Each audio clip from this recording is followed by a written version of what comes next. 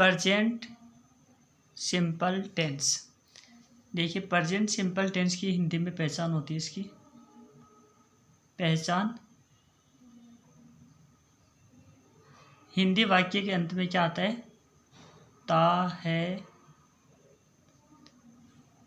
ती है, ते हैं, ये हिंदी वाक्य के अंत में आते हैं। हेल्पिंग वर्ब इसमें होती है डू या डज,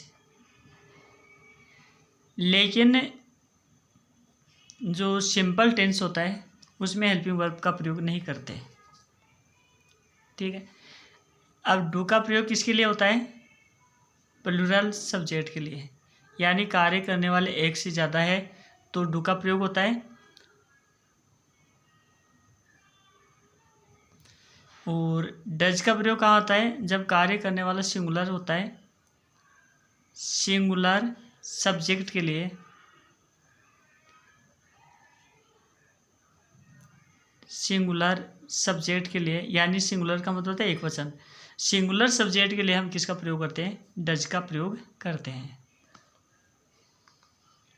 जैसे एक बार हम एग्जाम्पल से सीखते हैं। जैसे वाक्य, हिंदी का वाक्य है, वह है गाना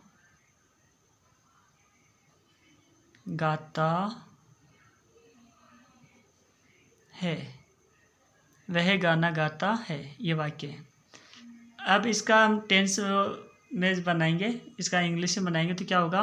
वह को बोलते हैं ही, गाता है, गाता है को बोलते हैं सिंग्स, गाता हो क्या बोलते हैं? Sings. He sings a song, वह एक गाना गाता है।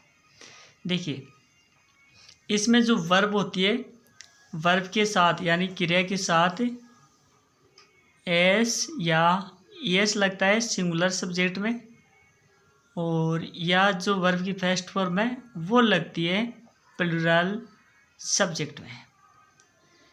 क्रिया के साथ एस या एस लगता है एस एस में यानी सिंगुलर सब्जेक्ट में, और वर्ब की फर्स्ट फॉर्म का प्रयोग होता है प्लूरल सब्जेक्ट में यानी पी एस। क्लियर? यहाँ पर जो सब्जेक्ट दिया हुआ है वो सिंगुलर है, कार्य करने वाला एक व्यक्ति है, तो यहाँ क्या आया? ही, और क्रिया के साथ एस एस जुड़ता है तो क्रिया सिंग है, सिंग के साथ एस लग जाएगा, ही सिंग्स ए सॉन्ग, वह एक गाना गाता है। अब ये कौन सा ये वाला वाक्य था? सिंपल वाक्य था। अब देखिए इसका हम नेगेटिव में चेंज करते हैं, नेगेटिव सेंटेंस। नेगेटिव सेंटेंस में चेंज कैसे होगा? ही हेल्पिंग वर्ब सिंगुलर के लिए डज, ही डज नॉट सिंग। अब यहाँ का जो एस है यहाँ हट जाएगा, यहाँ जो एस था वो यहाँ से हट गया। He does not sing a song, ये नेगेटिव वाक्य बन गया, वह गाना नहीं गाता है। इंट्रोगेटिव वाक्य बनाने के लिए क्या करना पड़ेगा? इंट्रोगेटिव सेंटेंस में डज को आगे लिख दो, does he Singh a song, क्या वह गाना गाता है? प्रश्नवाचक चिन्ह आ जाएगा।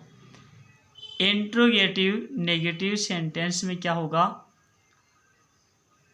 Does he not sing a song, क्या वह गाना नहीं गाता है? एक वाक्य हम बहुवचन का बना लेते हैं, प्लूरल का बना लेते हैं। वे जयपुर जाते हैं, वे को इंग्लिश में क्या बोलते? दे। और कार्य करने वाले यानी सब्जेक्ट यहाँ बहुवचन है तो क्या आएगा? क्रिया कौन सी आएगी? वर्ब की फर्स्ट फॉर्म आएगी, तो दे गो टू, और यहाँ आ जाएगा जयपुर, जयपुर। नेगेटिव कैसे बनेगा? They do not go to Jaipur. यहाँ पर डू और नॉट अलग अलग है। इंट्रोगेटिव क्वेश्चन कैसे बनेगा? इंट्रोगेटिव में क्या करेंगे? डू को आगे लिख देंगे, do they go to Jaipur. ये इंट्रोगेटिव बन गया। इंट्रोगेटिव नेगेटिव कैसे बनेगा? Do they not go to Jaipur. एक वाक्य और देखते हैं।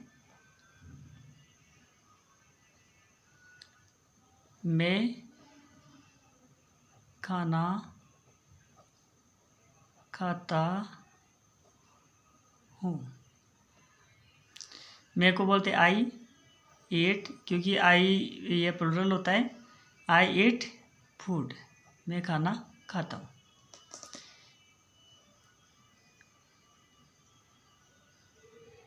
वह पढ़ता है। तो इसको कैसे बनाएंगे? ही रीड्स, वह पढ़ता है।